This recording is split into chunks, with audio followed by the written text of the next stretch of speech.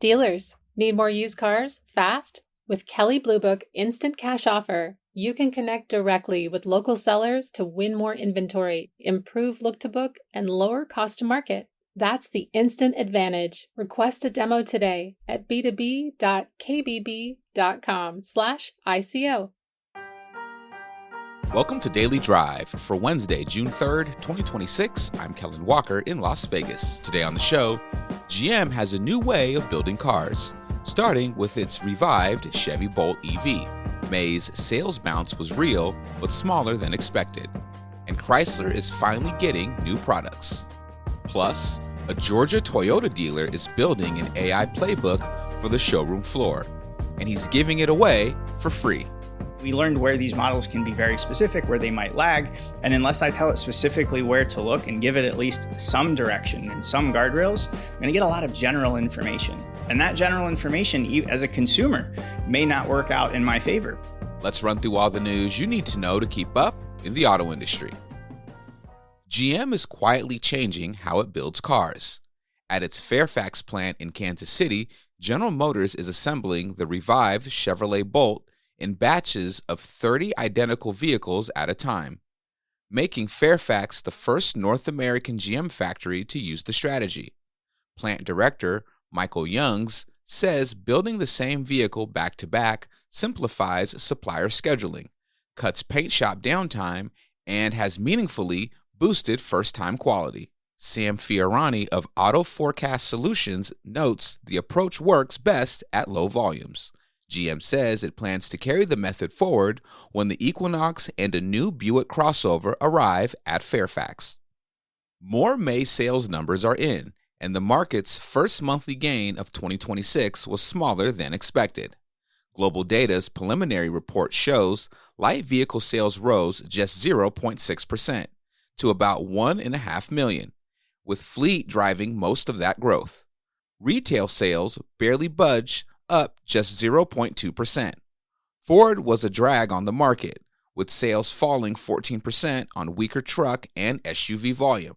Toyota slipped as well, posting its third straight monthly decline, but Honda was a bright spot, with American Honda up nearly 10% on record hybrid sales. And Fiat has unveiled two new small SUVs, the Grizzly and Grizzly Fastback, with global sales starting later this year. Stellantis showed both vehicles to analysts last month and plans to badge them as Chrysler models in the U.S., called the Aero and Aero Cross. Here to talk about what that means for dealers who've been clamoring for new Chrysler products is Vince Bond Jr., who covers Stellantis and its brands for us at Automotive News. Vince, welcome back to Daily Drive. Thank you. All right, Vince. So what do these products mean for the Chrysler brand after years of being starved for new products? Well, for dealers, it's just finally, after all these years, they've been just a minivan brand. They've been struggling to, keep attention and get customers excited about that brand. But now they have these two, they're badge engineered Fiats, but they'll have some slight differences in the front end, for the American consumers. They'll be priced under $30,000, and so they should be pretty affordable and generate some volume for that brand, which badly needs it. But yeah, so Chrysler's, they have some momentum coming. They have those two crossovers I mentioned, plus another bigger crossover called the Airflow, which will be on the global Stella One platform. And so, yeah, they'll have 3 more crossovers coming in a couple years. So Vince, do we know anything about powertrain when it comes to the Aero and the Aero Cross? Well, at this point, we're not sure what the powertrains will be, but the Fiat counterparts in Europe will have gasoline, mild hybrid, and battery electric powertrains to choose from. And so that shows the potential for the Aero vehicles and what they can offer American consumers down the road. Gotcha. Now, what does this tell us about the positioning of Chrysler moving forward? It just tells us that Chrysler is going to be the practical brand in the Stellantis portfolio. You have Dodge, it's going to be high performance, Jeep, off-road adventure. Ram is all about, working trucks and vans. And so Chrysler has its own lane as an affordable brand. So these new crossovers will be competing in that $25,000 to $35,000 space. They should have some mainstream appeal there. And so, yeah, I mean, it's going to be just an expansion of that brand, which badly needs these new products. Perfect. Vince, thank you so much for joining me. Yep, no problem. Coming up, a dealer in Georgia is building an AI playbook for the showroom and giving it away to any dealership that wants it. That's next on Daily Drive. Dealers, need more used cars fast? You're not alone. And waiting for inventory to show up isn't much of a strategy. That's where Kelley Blue Book Instant Cash Offer comes in. Backed by Kelley Blue Book's 100 years of trusted valuation expertise, Instant Cash Offer connects you directly with local sellers so you can win more inventory right when you need it. And because the experience is transparent and consistent from the first click, it helps build trust early, before a customer ever walks through your doors. That trust matters. It sets expectations up front, reducing friction in the appraisal process. What that means for your team is more control over how inventory comes onto your lot and more time focused on selling cars, not chasing them. It's a smarter way to source inventory in today's competitive market, and that's the instant advantage. If you're ready to connect with local sellers, win more inventory opportunities, and lower cost to market with an approach dealers rely on, check out Kelley Blue Book Instant Cash Offer. Request a demo today at b2b.kbb.com/ICO. Welcome back to Daily Drive. I'm Kellen Walker. When a customer at Beaver Toyota in Stockbridge, Georgia, brought a ChatGPT quote to the negotiating table, dealer Daniel Gover didn't fight it. He used it, and the sale was made.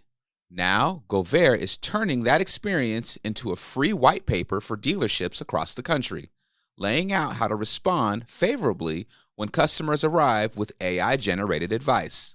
Gover also runs Vink, a dealer education company. He sat down with our own Mark Homer to talk about what prompted the playbook, what he learned running hundreds of AI prompts across multiple models, and why he thinks dealerships that embrace this shift will come out ahead.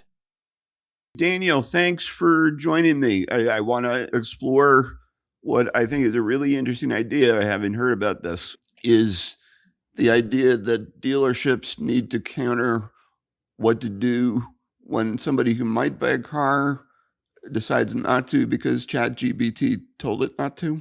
The larger sense of it, zoom out for a minute, okay? What we've discovered is there's a great need for confidence in our consumers. We know that there's an issue with, in general, right, with confidence being just in its own slide backwards. And there's a great need for dealerships to show reciprocity and build loyalty. Just because somebody bought a car from me doesn't mean that I deserve any loyalty from them. But the more that I bring the full power of the dealership to the customer to show them the benefits and how much the dealership can do for them, that's what we're working on. So we've been working on just that aspect of it to show you that you've purchased a car from us, you service a car with us. Here's things that we want to build out and give to you that are just because of that, right? And so just because of the business that you've done with us, we want you to be able to come back to us. We want you to be that sort of advocate for it. So Daniel, tell me about the customer who said no because of ChatGPT. Okay, yeah. So this was a client that was identified by the loyalty department, someone who had purchased a car from the dealership in the past, had been servicing it, and they had presented some options to this customer about if they would be interested in moving into another car. Customer said yes, and had already explored those options. And the customer then went home, and then in the follow-up later on that day, the customer told the salesperson that she put the deal information, the quote information into ChatGPT and Claude, according to what she told us. So multimodal, you could say. And we were at a difference then at the total amount that the dealership had given her versus what the two AI models had. So from that point, then what happened? Did you meet the deal that that ChatGPT and Claude wanted the customer to have, or did the customer walk away? No, that's where the thesis was born. We asked the customer, we asked her to look at everything that we're giving at no charge, right? There's a dealership has a program of benefits called Beaver Benefits, and there was no charge to these.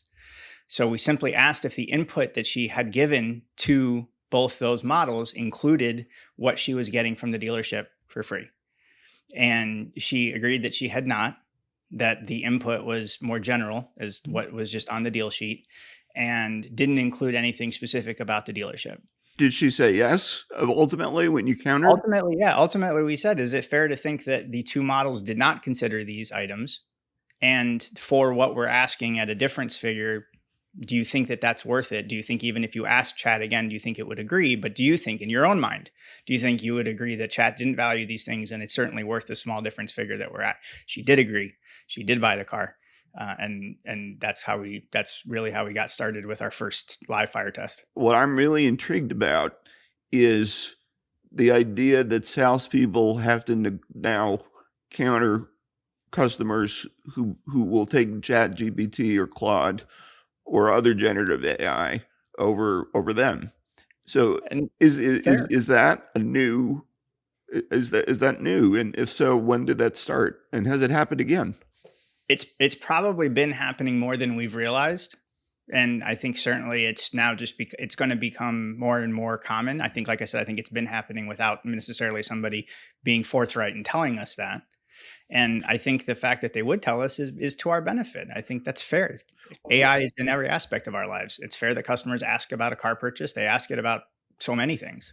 Is that a positive development for the sales team at a dealership, or is that a point of concern? Whether it's positive or a point of concern is all dependent on the preparation and the willingness of each individual dealership.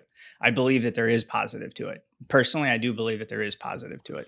What do you see as the positive? It's going back to what we're talking about with the aspects of reciprocity and loyalty. The reason I was mentioning that is because these are going to become key things to play into how we market our dealership. It's going to come full cycle because what we want is reproducible results. And what I want is for salespeople and service advisors to be able to work with a customer and their AI model and say, I'm glad I ask my AI all sorts of things all the time. I think that's fair. Did you ask AI about servicing your car here? Did you ask your AI about buying a car here? And what I mean by that is that the dealership would have a concrete system of provable, tangible benefits, things that they do for their customers, why their cars are priced the way that they are, what they take into account. All of these things that we may know how to speak to now need to be written. And these so it's like taking a refresh look at the old why buys that we have on our site. These are now one and the same, very important to working with models like that in the dealership, because you want Chat to say that. Are the sales teams at dealerships ready for this? I think it's not the smallest change, but I think that once we understand it and accept it, the worst thing is for people to start fighting with it, right? Or fighting with the customer because they used Chat or generative search. Dealerships need to understand that a lot of people are working on making their sites crawlable. It's important that we understand that crawlable is not always credible. We need to add credible information to the dealership on our website. We need to make sure that every person in the dealership knows to speak to these things. And then now I think the customers have given us the same playing field. Let's work in your AI, the same place where you ask the question, but let's frame the prompt a little bit more fairly about specifically where you're buying the car and everything you're getting when you buy the car. Are sales teams fighting this, or are they? What have you heard? Have you talked to other dealerships about this? This is very, very new, and it's starting at Beaver, and they're very much accepting of it. Obviously, they're very, very open-minded, very willing to do this. They same mindset. The customer has given us the same playing field to work with them on, right? And so there's less of a parallelization of choice because you're presenting me with different information. Let's work with your information source to do that. In my mind, I think it's pretty reasonable. And I think that other dealerships may even find more creative ways of doing this. I'm certainly not saying this is the only way to do it. And I think that dealerships, ultimately, it's a small lift. And not only would it make the salespeople feel better, but people like buying cars where people like going to work. So the more the employees can talk about why this is a great place to buy a car and why we do these things for you, like real things, they'll be happy about it. And obviously customers would benefit from it as well. So in my mind, viewing it from this angle, this is an entirely positive push for us. Do you remember the incident that we talked about? Do you remember what kind of car the customer wanted to purchase? I want to say it was a Camry SE. Okay. Was the customer male or female, or older or younger? female and I would say over the age of 50. Interesting. So tech savviness isn't necessarily age specific. Well, and that's an interesting point about tech savviness, right? Because there's tech and then there's savvy. And that's sort of the whole thing that we're at with chat and answering questions, is how specific we were with the prompt. And for the most part, I think everyone is using that question and answer feedback in some form in whatever model they choose to use. And ultimately, people are going to get better and better at asking better and more specific questions. So in the background, what I did is I ran a multimodal study, probably not big enough to be called a study, but roughly 250 prompts over 3 of the larger LLMs. And the goal was to see where is it useful? Where does it provide general information? So really, to be able, the same thing we've been saying for years, we search for cars the same way our customers search for cars. We search for information the same way our customers search for information. So we did that. And we learned where these models can be very specific, where they might lag. If I don't give it specific information, specific prompts, or specific guardrails, we know that first of all, it presupposes an answer. So depending on how I pose the question, it's going to want to presuppose an answer. And that can influence the answer that I get. And unless I tell it specifically where to look and give it at least some direction and some guardrails, I'm going to get a lot of general information. And that general information, as a consumer, may not work out in my favor because it's taking an average of all the information it can find. With that in mind, these kinds of challenges are opportunities for entrepreneurs. So I'm getting the sense that you did something in your capacity with VinQ. Is that correct? In the capacity with both, yeah, with absolutely. Both. Mm-hmm. So what have you created or pushed to create to respond to this? So we've given the preliminary playbook of AI in the showroom to Beaver, and working on a bit of a white paper that we can then publish in part of our education department at VinQ. VinQ does a lot to educate dealers, regardless of if it has to do with the product we offer or not. This is just about towards your success. And I would like it to be collaborative. In other words, I'm not trying to say that this is the only source of information. The methodology that I used for it, the prompting that we used for it, I want to document all of that and make it easily consumable for people to see so that they can expand on it and make it better and better. And so that ultimately this becomes not a great exchange of information that could possibly, if done correctly, make things faster and reduce friction. And you're right, dealerships are entrepreneurs. It's entirely entrepreneurial. So to be clear with what I think you're doing is you're basically developing a white paper that you want to share with other dealerships about how to respond to customers shaped by their AI. Yeah. And generally, I would say how to respond favorably is kind of the favorably instead of hostile or defensive. Absolutely. And this paper is based on, you mentioned 250 prompts. What does that mean? So wanted to try and ask as many of the common broad-based questions. So starting from things like, is this a good deal? What should my finance rate be? What does a lease mean? What should my trade be worth? How do I know if I'm getting a good deal? So as much of these sort of like general prompts across the different areas that the dealership would encounter. So from the sale of a new or used car to the trade-in to the finance office. And then asking these questions and seeing which model responds how and where. But the broader theme is simply that the answers are always going to be somewhat too general unless I give it specific information about the dealership that I'm buying at, and that dealership has something tangible to offer up. Daniel Gover spoke with our own Mark Homer. You can find more on this story at autonews.com. That's Daily Drive for today. I'm Kellen Walker.